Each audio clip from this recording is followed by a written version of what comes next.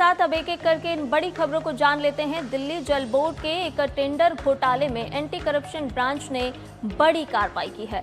कल आम आदमी पार्टी के नेता और दिल्ली के पूर्व मंत्री सत्येंद्र जैन समेत 6 लोगों को गिरफ्तार किया गया। सत्येंद्र जैन को गिरफ्तारी के बाद मेडिकल के लिए अरुणा आसिफ अली अस्पताल ले जाया गया। फिलहाल सभी आरोपी एसीबी के दफ्तर में हैं। और अब आज सभी की कोर्ट में पेशी होगी। जानकारी के मुताबिक सुबह करीब 11 बजे राउज एवेन्यू कोर्ट में सभी आरोपियों को एसीबी पेश करेगी। ये टेंटेटिव टाइम है और एसीबी की कोशिश अब होगी क्या कि सभी को अपनी कस्टडी में लिया जाए ताकि उनसे पूछताछ हो और जो ये 6 आरोपी जिनकी गिरफ्तारी हुई है, क्या है उनकी भूमिका इस पूरे मामले में, उससे जुड़े तथ्य सामने आए। ईडी मनी लॉन्ड्रिंग मामले में जमानत पर बाहर आने के करीब 22 महीने बाद हुई दूसरे मामले में ये गिरफ्तारी है। ये बात हम सत्येंद्र जैन की कर रहे हैं। पहले भी वो 18 महीने जेल में काट चुके हैं। सत्येंद्र जैन अक्टूबर 2024 में जमानत मिलने के बाद तिहाड़ जेल से बाहर आए थे। डिसप्रपोर्शनेट एसेट्स में जो मनी लॉन्ड्रिंग का मामला रहा था उनके खिलाफ, वहां पर भी कथित अनियमितताएं पाई गई थी कैश को लेकर। उस वजह से कई महीनों उन्हें जेल की हवा खानी पड़ी थी। और ऐसे में अब एसटीपी का जो टेंडर है, जहां मिली भगत सामने आई, मिली भगत के कई तथ्य सामने आए हैं कि किस तरह से एक ही कंपनी को फायदा पहुंचाने के लिए कई तरह के तकनीकी बदलाव किए गए और टेंडर की गोपनीय जो शर्तें हैं उनको पहले ही साझा कर दिया गया था। और इन आरोपियों में सत्येंद्र जैन के अलावा दिल्ली जल बोर्ड के पूर्व सीईओ उदित प्रकाश राय, अंकित श्रीवास्तव, पूर्व कॉन्ट्रैक्चुअल कंसल्टेंट नागेंद्र यादव, इन एंटरप्राइजेस के मालिक राजा कुमार कुर्रा, यूरोटेक एनवायरमेंट के मालिक और सृजनहार कंपनी के मालिक पंकज वर्मा शामिल हैं। अब एसीबी के मुताबिक इस केस में टेंडर की शर्तों में कथित हेरफेर तो हुआ ही है, साथ ही आपराधिक साजिश के भी आरोप हैं। 11 मई 2024 को एफआईआर दर्ज हुई जिसमें भ्रष्टाचार निवारण अधिनियम और आईपीसी की कई धाराएं लगाई गई थी। एजेंसी ने टेंडर प्रक्रिया और संबंधित अधिकारियों की जो भूमिका है और निजी कंपनियों के साथ उनके कथित साठगांठ से जुड़े जो तमाम पहलू है वो उसकी जांच कर रही है। यानी कि ये जो तमाम केंद्र बिंदु हैं इस पर एसीबी जांच कर रही है। अब इसके साथ साथ ये पूरा मामला जो है वो सीवर ट्रीटमेंट प्लांट से जुड़ा हुआ है और इसका जो एक टेंडर हुआ है उसमें अब अनियमितताएं जो सामने आई है उसको लेकर के ये पूरी की पूरी जांच आगे बढ़ रही है। आरोप क्या है? आरोप है कि किस तरह से विशेष कंपनी को फायदा पहुंचाने के लिए टेंडर की तकनीकी शर्तों में बदलाव किया गया, साथ ही साथ पायलट स्टडी नहीं हुई, तकनीक से जुड़ी सीमित शर्तें जोड़ दी गई और ये साफ तौर पर दर्शाती हैं कि किस तरह से किसी व्यक्ति विशेष या कंपनी विशेष को फायदा पहुंचाने के लिए ये तमाम तरह के जो पैरामीटर्स थे उनका पालन नहीं किया गया बल्कि उनमें बदलाव कर दिया गया। ट्रीटेड पानी के पैरामीटर हटा दिए गए, टेंडर दस्तावेज पहले ही साझा हो गए। अंदाजा लगाया जा सकता है क्योंकि टेंडर एक गोपनीय दस्तावेज के तौर पर होता है और उसके बाद ही पता चलता है कि टेंडर आखिर किसको दिया जाना है, लेकिन यहाँ दस्तावेज पहले ही साझा हो गए। और ये मुमकिन था ही नहीं अगर अधिकारियों और निजी लोगों की मिलीभगत ना हो और जो बिचौलिए हैं उनकी कंपनियों से पैसों का लेन देन भी सामने आया है। यानी कि जो मनी ट्रेल है उसे भी अभी एसीबी ट्रैक करेगी। अब इसमें करीबन 1.52 जो रुपए हैं, यानी कि 1.52 करोड़ रुपए हैं, उसके ट्रांसफर की बात यहाँ सामने आ रही है और संपत्ति खरीद में रकम का इस्तेमाल किया गया है। अब इससे हुआ ये कि आपका और हमारा जो टैक्स का पैसा है, यानी कि सरकारी खजाने पर अतिरिक्त बोझ आया जिसका कहीं ना कहीं खामियाजा जरूर तौर पर जब आप सरकार दिल्ली पर राज कर रही थी तो उसका खामियाजा आम टैक्स पेयर ने भी भुगता होगा। और अब इससे हुआ क्या, क्योंकि जब आप टेंडर खोलते हैं तो कई कंपनीज उसके लिए बोली लगाती हैं तो प्रतिस्पर्धा जो थी यानी कि कॉम्पिटिटिवनेस को खत्म ही कर दिया गया जिससे कि सिर्फ और सिर्फ एक ही कंपनी को फायदा। और सत्येंद्र जैन की अगर बात की जाए तो इससे पहले भी वो जेल जा चुके हैं। मामला वहां पर भी कथित अनियमितताओं से जुड़ा था और जेल के अंदर से उनकी कई ऐसी तस्वीरें भी सामने आई थी जो देखने लायक थी, जिसके बाद उनका विवादों से नाता और गहरा गया था। बिल्कुल, और भारतीय जनता पार्टी ने इस ताज़ा मामले को लेकर के भी पूरी आम आदमी पार्टी को घेर लिया है। यानी कि एक बार फिर भारतीय जनता पार्टी यहां पर सक्रिय होती हुई नजर आ रही है। किस तरह से आम आदमी पार्टी जब दिल्ली में सत्ता में थी तो किस तरह से घोटालों की एक लंबी फहरिस्त लगातार सामने आई है। केजरीवाल जो बार बार माफ़ी मांगते थे, मैं यमुना जी को साफ करने के लिए मुझे 5 साल चाहिए, मैं अभी नहीं कर पाया, मुझे माफ़ कर दो, अगले 5 साल दे दो। 2020 में फिर इन्होंने 5 साल मांगे, माफ़ी मांगी दिल्ली की जनता से।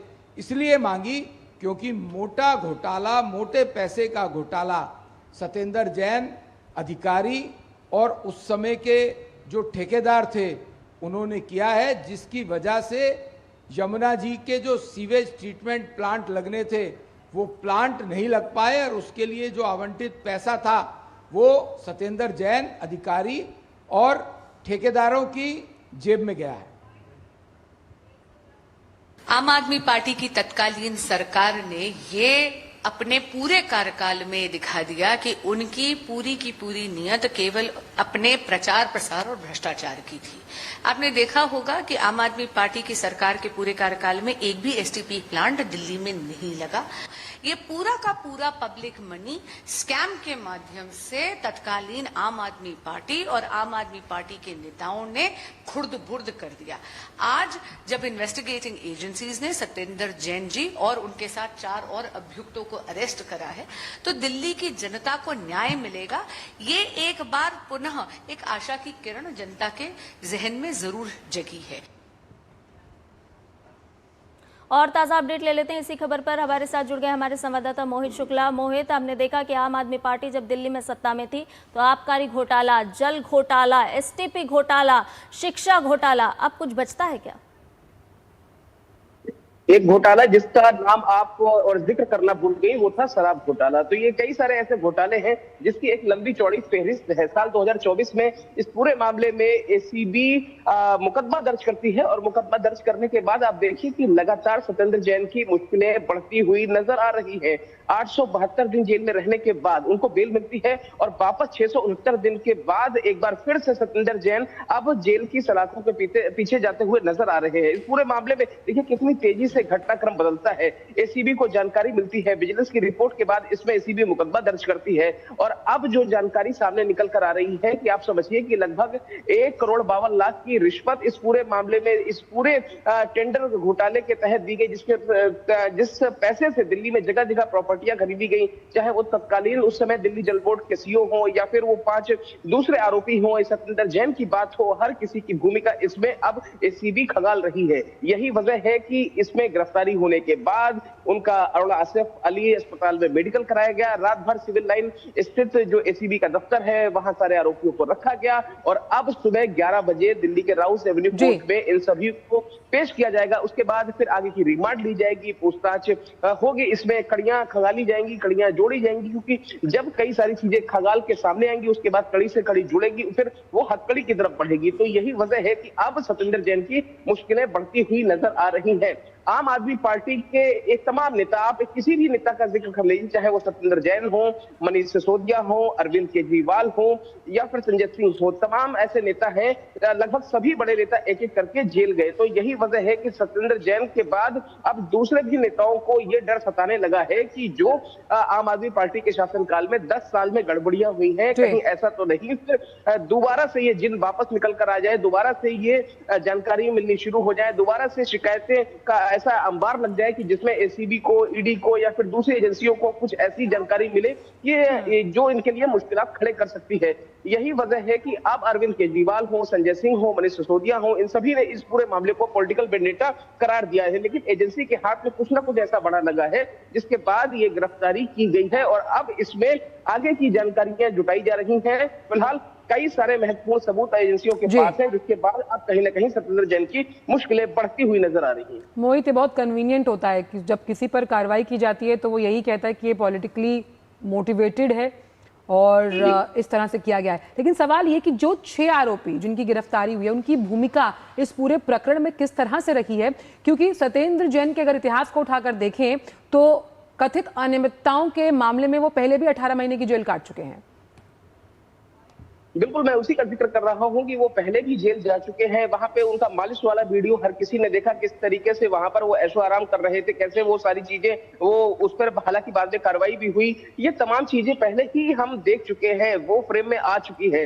लेकिन सत्येंद्र जैन की भूमिका हो या दूसरे ये जो आरोपी हैं इनकी भूमिका हुआ, आंचल आप एक बात समझिए, पहले ही आपको किसी टेंडर को होने से पहले या फिर बिड होने से पहले ही गोपनीय दस्तावेज अगर आप शेयर करने लगते हैं तो बहुत सारी चीजें ऐसी होती है। ऑफिशियल सीक्रेट एक्ट है, दूसरे तमाम ऐसी चीजें हैं जिसमें मुकदमा दर्ज हो सकता है। तो ये तमाम ऐसी चीजें हैं कि आप अगर किसी को जानकारी पहले ही दे देंगे कि उसकी क्या क्लॉज रहने वाली है, क्या शर्तें रहने वाली हैं, कितने अमाउंट का आप टेंडर देने वाले हैं, उसकी कंडीशंस क्या रहने वाली हैं। और आप समझिए कि दिल्ली के एसपीपीज का अगर बात हो रही थी, तो अगर छोटी छोटी चीजों में इतने बड़े बड़े घोटाले होने लगे तो आप इससे तो बहुत बड़े बड़े महकमे दिल्ली सरकार के ऐसे हैं जहां पर घोटाले की बात सामने आई। आप शिक्षा की बात कर लीजिए, स्वास्थ्य की बात कर लीजिए, आप पब्लिक ट्रांसपोर्ट की बात कर लीजिए, आप दूसरी चीजों की बात कर लीजिए। एक सरकार से ये उम्मीद होती है लोगों को, यहाँ खास तौर पर अपने जनप्रतिनिधियों से ये उम्मीद होती है कि अगर आप उनको चुनते हैं तो वो कम से कम 5 साल तक आपकी उम्मीदों पर खरा उतरे। लेकिन यहाँ पर उल्टा हो रहा था, यहाँ पर ऐसा हो रहा था कि जैसे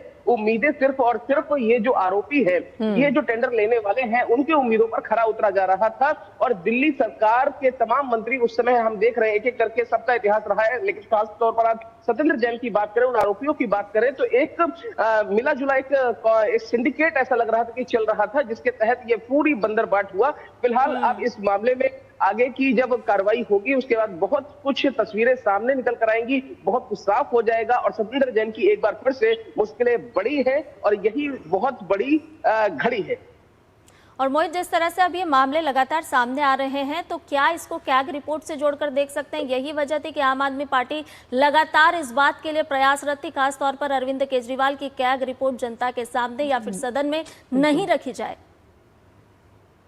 देखिए, जब मौजूदा सरकार यानी कि मैं रेखा सरकार का जिक्र कर रहा हूं, जब रेखा सरकार ने उनका जो पहला जब सत्ता में आने के बाद पहला जो विधानसभा का सत्र हुआ था, तो उस वक्त ही हमने देखा कि किस तरीके से एक के बाद एक तकरीबन 8 से 9 कैग रिपोर्टें आई जिसमें इन सभी चीजों का जिक्र हुआ।